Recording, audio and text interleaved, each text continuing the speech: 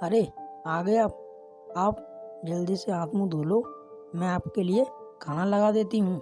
किशोर थका हारा जैसे ही घर आता है, रेशमा उसके लिए खाना लगाती है और खाना खाते समय किशोर की आंखों से आंसू छलक जाते हैं। यह देख रेशमा किशोर से कहती है, क्या हुआ, आप इतने दुखी क्यों हो रहे हैं? सब ठीक तो है ना? काश रेशमा सब कुछ ठीक होता, पर कुछ ठीक नहीं है। मैं कितनी ही मेहनत क्यों ना कर लूं, पर मैं तुम्हें कोई सुख नहीं दे पाऊंगा। आप ऐसी बातें क्यों कर रहे हैं? माँ जी, देखिए ना, किशोर जी कैसी बातें कर रहे हैं। क्या हुआ बेटा, तू ऐसा क्यों बोल रहा है? माँ, रेशमा गर्भवती है और मैंने उसे वादा किया था कि इस बार हम उसकी डिलीवरी हॉस्पिटल में करवाएंगे। पर देखो ना, रेशमा का 7वां महीना लग गया और बेचारी रेशमा पैसों के चलते एक बार भी डॉक्टर के पास नहीं गई। और अब तो मुन्ना भी बड़ा हो रहा है, घर में इतना भी नहीं कमा पा रहा हूँ कि अपने बेटे का स्कूल में दाखिला करवा सकूँ। कभी कभी मुझे डर लगता है कहीं मेरा बेटा हमारी तरह अनपढ़ न रह जाए। किशोर की बातें सुनकर पूरा परिवार दुखी हो जाता है। किशोर माली का काम करता था और किशोर की सैलरी इतनी कम थी कि वो सही से अपने परिवार वालों का पेट भी नहीं भर पा रहा था, जिस वजह से सब दुखी थे।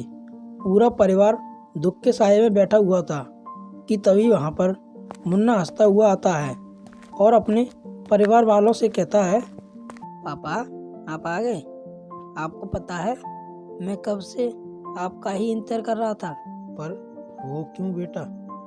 वो इसलिए पापा, क्योंकि मैंने आपके लिए फूलों से टियारा बनाया है। मुन्ना बेटा, तू ये नए नए शब्द कहाँ से सीख कर लाता है? अब जल्दी से बता, ये टियारा क्या होता है? हमें नहीं पता टियारा के बारे में। अरे वाह, सच में ये तो बहुत प्यारा है। मेरा पोता तो बहुत समझदार है, आए दिन कुछ ना कुछ करता रहता है।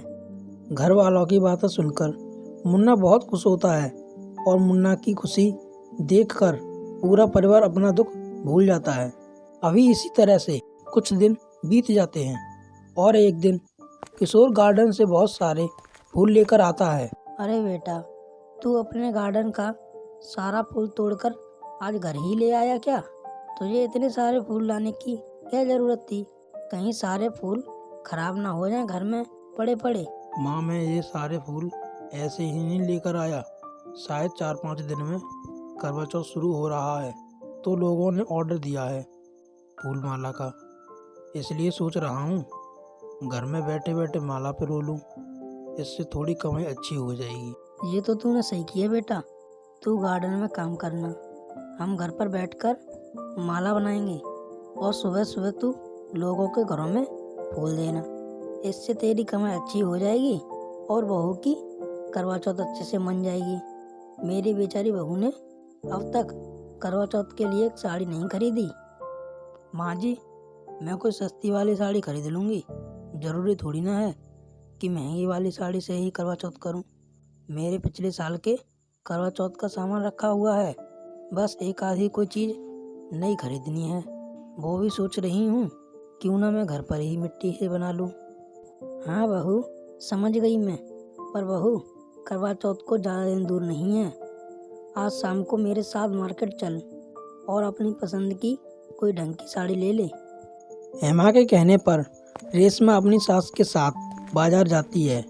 यहाँ देखती है कि करवा चौथ के आने से पहले ही करवा चौथ की सारी चीज़ें बिकनी शुरू हो चुकी हैं।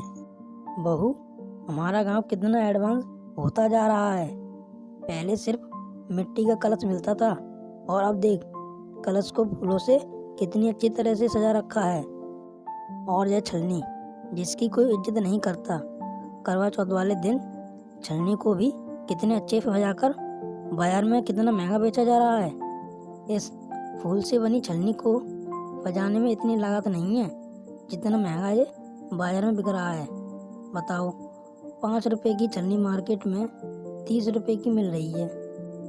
इस छलनी से ज़्यादा सुंदर तो हमारा मुन्ना फूलों से बर्तन सजा देता है। मार्केट में फजी दजी छलनी और कलश को देखकर हेमा को अपने पोते की क्रिएटिविटी याद आती है। रेशमा के दिमाग में कुछ और ही चल रहा होता है। रेशमा अपने सास के साथ मार्केट तो आती है साड़ी लेने, पर वो साड़ी ना लेकर उन पैसों से बहुत ही कम दामों पर छलनी और पूजा की थाल लेकर घर जाती है।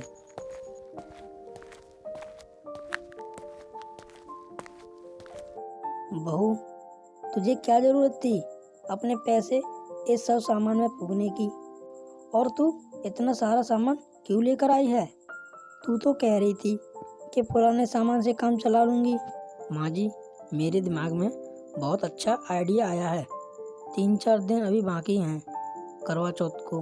मैं सोच रही हूँ कि हम दोनों सास बहू करवा चौथ का सामान बेचकर कुछ पैसे कमाएं। बहू, तू कहना क्या चाहती है? माँ जी, आपने बाजार में देखा ना, फूल और कपड़ों से कितना सुंदर छलनी और पूजा की थाल सजी हुई थी। मार्केट में वो छलनी और पूजा की थाल बहुत महंगी मिल रही है। इसलिए मैंने सोचा है कि हमारे घर में बहुत सारे फूल रखे हैं।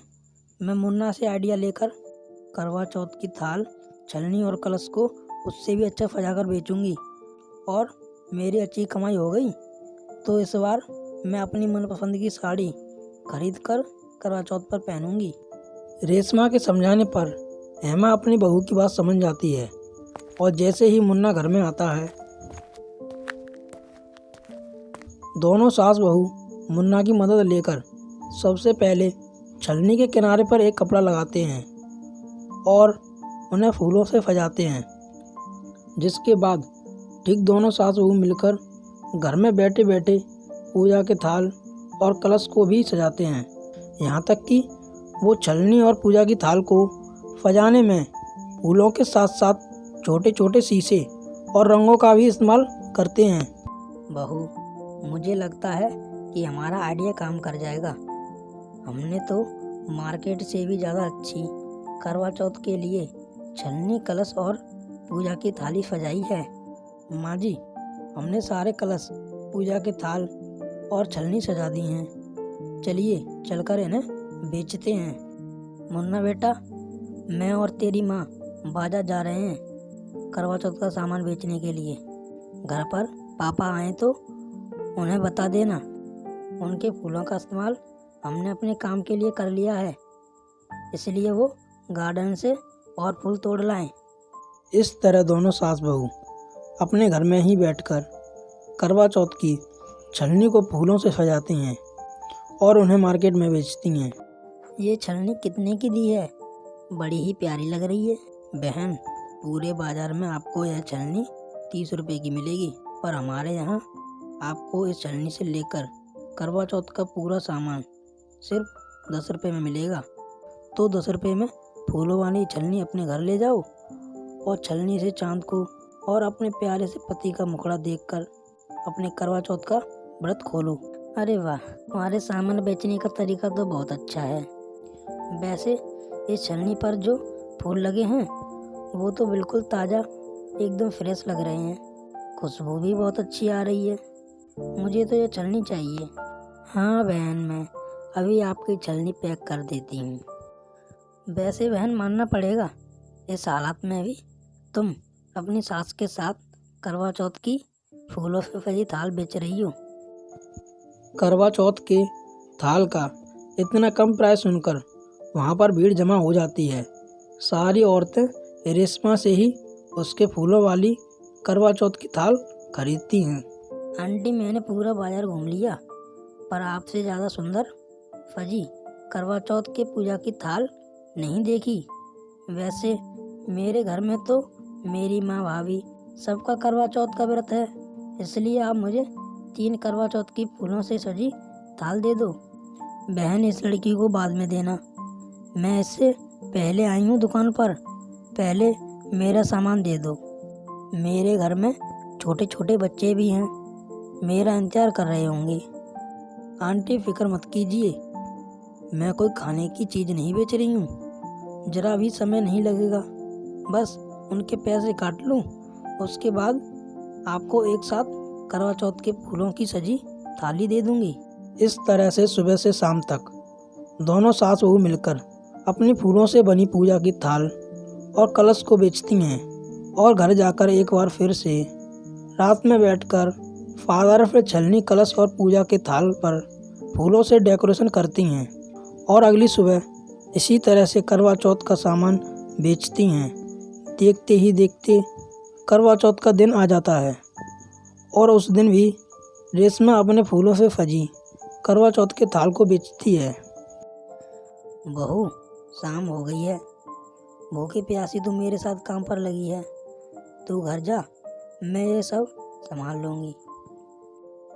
माँ जी, अब दोनों सास बहू साथ में ही घर जाएंगे। सारा सामान तो बिक गया है, मैंने ये अपने लिए रखा है। आज मैं अपनी सजाई फूलों की थाल से और छलनी से अपने पति को देखकर व्रत खोलूँगी। इस तरह दोनों सास बहू मिलकर करवा चौथ वाले दिन तक अपना सामान बेचती हैं और उसी दिन रेशमा अपनी पसंद की साड़ी खरीद कर पहनती है।